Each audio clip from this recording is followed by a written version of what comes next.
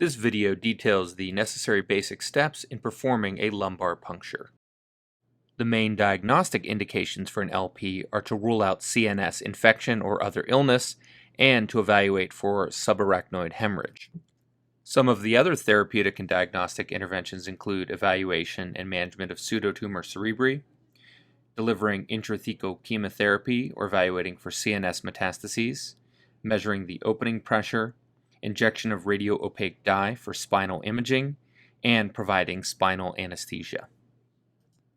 Contraindications to performing an LP include a skin infection overlying the intended site, spinal cord or vertebral trauma, spinal cord compression, an uncorrected severe coagulopathy, signs of brain herniation or elevated intracranial pressure from a space-occupying lesion, cardiorespiratory instability, or a myelomeningocele or spina bifida. Complications include pain, transient paresthesias during the procedure, post-LP headache, which is rare in infants, local subdural or epidural spinal hematoma, meningitis, damage to adjacent structures, cerebral herniation, or respiratory or cardiovascular compromise related to patient positioning.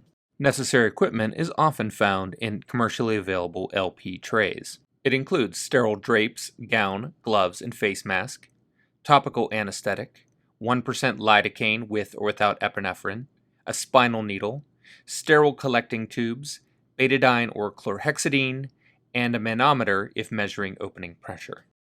Now's a good time to discuss needle size selection. In a neonate up to 2 years, you can use a 22 gauge 1.5 inch, whereas you can use a 2.5 inch needle for 2 to 12 years, and for children older than 12 years, use a 3.5 inch needle. As always, observe universal precautions. Especially in infants, a holder is necessary to maintain proper position during lumbar puncture. Many physicians prefer the sitting position in infants as it aligns the vertebra in a vertical orientation. The holder positions the infant in the sitting position by placing one arm and leg in each hand, flexing the spine, and supporting the head to prevent excessive neck flexion. Older children can sit with their legs hanging over the edge of the bed. Placing pillows or blankets in their lap or on a bedside table can aid in keeping them in the proper position. The lateral recumbent position involves lying the patient on his or her side near the edge of the bed closest to the procedurist. A right-hand dominant clinician will usually have the patient's head to the left. The patient's neck is then flexed and their knees are drawn towards their chest. The holder places one arm around the back of the patient's neck and the other arm under the patient's knees. An important landmark in the performance of a lumbar puncture are the superior iliac crests. An imaginary line can be drawn medially to the fourth lumbar vertebra.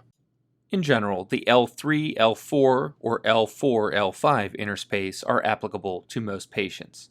The L2, L3 interspace can be used in older children as the conus medullaris ends at a higher anatomic position. The patient's back is then cleaned with a betadine or chlorhexidine solution, wiping with gauze or sterile sponges in a circular fashion beginning at the puncture site and working outward. This is usually repeated 3 times.